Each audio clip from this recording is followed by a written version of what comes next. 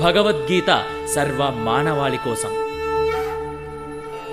అథ ప్రథమోऽధ్యాయః అర్జున విషాదయోగో నామ సంకరో నరకాయైవ కులఘ్నానాం కులస్య చ పతంతి పితరో హ్యేషాం లుప్తపిండోదకక్రియాః.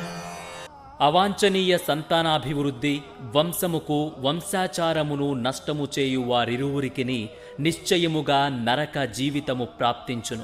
పిండోదక క్రియలు పూర్తిగా నిలిపివేయబడుట చేత అట్టి అధర్మ వంశములకు చెందిన పితరులు పతనము చెందుదురు. కర్మకాండలకు సంబంధించిన విధులననుసరించి వంశములోని పితరులకు నియమానుసారము పిండోదకములతో కూడిన పితృతర్పణలకు అవసరము ఉండును. విష్ణు ఆరాధనతో ఈ పిండోదక క్రియలు జరపబడును. ఎందుకనగా విష్ణు భగవానునకు సమర్పించిన ఆహారమును ప్రసాదముగా స్వీకరించుట ద్వారా సమస్త పాప ఫలములు నశించును. కొన్నిసార్లు పితరులు వివిధ రకాల పాప ఫలములను అనుభవిస్తుండవచ్చును. భూత ప్రేతములుగా సూక్ష్మ దేహములలోనే బలవంతముగా నిలిచిపోవలసి ఉండును.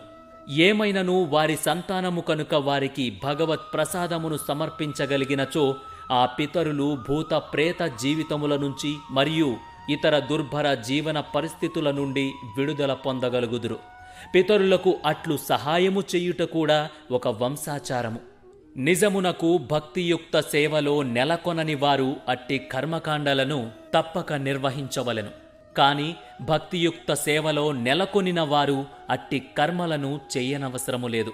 కేవలము భక్తియుక్త సేవలో నెలకొనుట ద్వారానే మానవుడు తమ వేలాది పితృదేవతలను, వారు అనుభవించు అన్ని రకముల దుఃఖముల నుండి వారిని విముక్తులను చెయ్యగలుగును.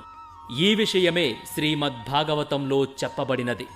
సర్వధర్మములను విడిచి ముక్తినొసగెడి ముకుందుని పాదారవిందములను ఆశ్రయించిన వాడు మరియు తాను చేపట్టిన భక్తి మార్గమున పూర్తి శ్రద్ధను కలిగినట్టి వ్యక్తికి దేవతల పట్ల, ఋషుల పట్ల, కుటుంబము పట్ల, పితృదేవతల పట్ల ఎట్టి రుణములు గాని బాధ్యతలు గాని ఉండవు.